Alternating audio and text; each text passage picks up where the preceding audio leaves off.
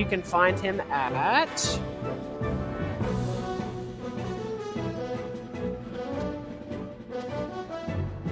I was just plugging your Twitter. JH Snacks. Great, I didn't miss anything. Yeah, I'm exactly 302 followers, which if you remember how I used to cheer is like a really poetic thing for me. I used to yell 302, which is the That's the area code, Delaware right? area code all the time, yeah. Wow, so don't follow him, actually. I think if we get to 3,020, that's okay. Yeah. Yeah, so what happens is, this is about 2 o'clock, a little past. What happens is, I've learned to plan how much I drink water according to when I expect the commentary block to be. I thought we were going to be 12 to 2. So right around 2 o'clock, it got real intense. All right, so we got Faye and Dimension versus 2 St. J-Plus. Yeah. After watching the last game, how do you feel about the chances of Dimension and Faye? I honestly... Do you think they're higher or lower than Crike and Matt? I think they're lower. I do too. I think Crike and Matt look like incredible, given what we know about those 2 players. And Dimension and Faye looked strong in their match against Ross, was Dawson and Soap they played? Yes. Yeah. Which are also strong players. And they are double Fox, which I guess bodes well in this particular matchup, but the chances are a little bit lower. Not saying it couldn't happen. Right. I'm a big fan of keeping it honest on commentary. It feels like they're pretty big underdogs in winners finals. I do feel like it will depend very intensely on their ability to play in close enough proximity to each other where they can interrupt those rest setups from 2 Saint, right? If you like cut off, basically if you cut off the neck of the, I don't know. There's some analogy there. But there's definitely an analogy there. If you prevent them from playing to their win condition, then you have a shot, right? But well, and here's what worries me is one of the few things that we noticed about the team the most intensely was that in close quarters they were uncomfortable. Yeah, they kept shielding next to each other. They weren't willing to put out the moves. So they're gonna have to figure that out real quick if they're gonna take on this game. Looks like they're a best of 5 too for winners, losers, and grands. Sent off the stage. That's an edge guard. Nice. It's over. Actually, very expert like drift and fastball timing from 2 Saint to get both of those backers. And 2 quick Fox stocks. It's been 1 stock for 10 seconds so far for the blue team. Okay. They eliminated a puff stock real quick. They're using the power of the Fox up air. And that edge guard is done. Okay, they even it up. Oh no, but one's off stage and now the other one's sacrificing their life. Try to get them back. Okay, a little bit of a drop from 2 Saint. Yeah, only 90 damage on one and 60 on the other from the edge guard. Small price to pay for them both to be alive, maybe. It's a big price, actually. That is a huge difference maker. Sometimes, so these like forward smash choice we just saw from 2 Saint gives them enough time for J-Flex to get back from off stage, so that if something goes wrong, you get a needle or something, right? And when you're like someone who's a rest machine like 2 Saint, who has all these creative ways to get rest, having someone like Sheik on your team who can needle from far away or dash up and jab you or something really strong. Sick. Shield drop rest. And that's like an awesome answer to that, what seems like totally unpunishable situation of just like Fox full hopping into the corner on the platform, right? Just really smart. And while you're talking about that, a Nair rest finishes yet another Fox stock.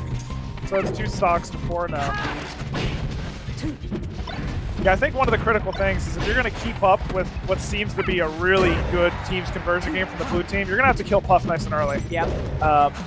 Because I don't know right now if I'm them, if I feel like I want to play the like slow, drawn out, let's like position like traditional teams game. I think you want that tactical play where you're going to get the early kills. And we've seen that sometimes they're able to do that in previous sets, right?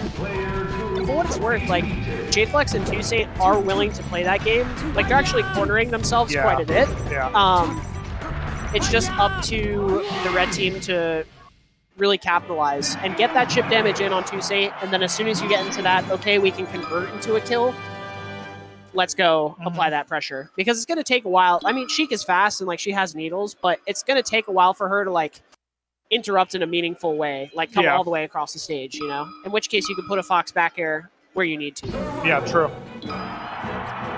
Which, I mean, on Yoshi's is not exactly the place you're gonna necessarily see that all the time. Right. Yeah.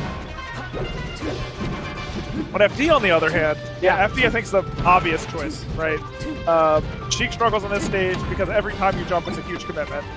Puff doesn't have the platforms to play around anymore. If you're going to win one stage, this has to be the one for the Double Fox team. And so far, they're off to a pretty good start, except for that. Yeah, like it was a pretty good start, and Yeah. then like one tactical mistake, you're off stage, and that's it. And I mean, as a Double Fox, you have to be really wary of, like, they are not going to die early very often. Not from an edge guard, they're not going to get gimped. So, like, a big part of your game plan is just don't die below 100%. Don't let yourself get off stage like that. They should be able to aggressively push their grounded positioning because they're foxes. Yeah, low percent rest. And she gets away with it again. That's tough. That is definitely tough. I am seeing a little bit more of a focus on controlling the center stage a little bit more from the Double Fox. Agreed, and I am yeah. liking that. It's just kind of converting off that position a little bit more that they're missing. Maybe it's... I mean, it's in part the converting from that position. The other part's not getting converted on. Yeah, that's because the real problem with me isn't the Double Fox's offense. It's... I don't know if I even want to call it the defense. It's their ability to stay out of these positions where they need to exercise defense against Puff and Sheik. Yeah, I thought maybe back throw up smash, but you're worried about the Sheik coming in to get you. It's a tough situation. Maybe forward throw? Yeah, I guess he was already shielding. He did forward throw, yeah. Or maybe even wait and let them come through with up smash or something. I don't know. Oh, that is really scary. Turns the Puff, but J-Flex is there to clean it up anyway. Yeah, just as I say, I'm impressed with Double Fox's newfound commitment to holding the center of the stage. They're just cornering themselves over and over again, and getting edge guarded. Well, it probably feels so scary at some point when they just keep killing you so quickly for contesting it. Yeah. And you can't be afraid to contest it, or else it gets even worse because you're playing the same game on a worse part of the stage for you.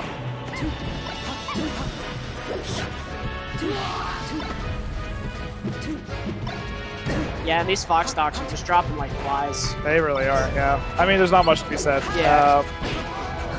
I mean, that's just like, when you have two top 30, top 50 level players on a team, you expect their edge guards to be very strong because they're already very good at that in singles. And teams only makes it easier. Yeah. It is impressive, nonetheless. We don't want to downplay the fact that T-State and J-Flex are really shining in terms of their strengths here. Oh, yeah. Yeah, no, the conversion rate has been, like, really unmatched by any other team in the tournament. Yeah. Like, even not just the team, but each of them individually, and the team's punish seem to just be, like, leagues ahead of everybody else. So, I mean, overwhelming favorite at this point, right? Yeah, for sure. Yeah. Probably going in as well, but now that I've seen it, it looks almost impossible for anyone else. Yeah, especially, like, J-Flex is the kind of Sheik that actually does fight out of his shield a lot. Yeah. Where I think Double Fox should actually be able to overwhelm that type of Sheik and, like, put them on the back foot. But we're not really seeing that. Like, it seems like J-Flex is very comfortable for the majority of the set. And same with Toussaint. Like, he's getting to pick his spots. It doesn't really feel like he's being contested. It's a bevy of back airs on Sheik this time, though. And, the red team's after the first lead. Now the question is, how long can they hold it? Yeah. Because they've really been behind from the word go in game one, pretty right? much. So this is a new situation for us. Okay, going for the falling upper. It looks like they are kind of fishing for the Puff kill. Maybe a little too much. Okay. Nice narrow way by Fed.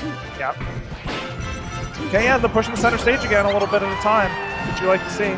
They have J-Flex up in the air. Can't quite get the punish. I sort of like one Fox sort of chasing the juggle and the other one keeping, restricting options. They sort of both went for the tactical kill on J-Flex, and he ended up living and being able to get his footing back. Yeah. Another rest. Okay, wanted to get the Sheik edge guard instead of punishing the rest. Actually doesn't work out anyway.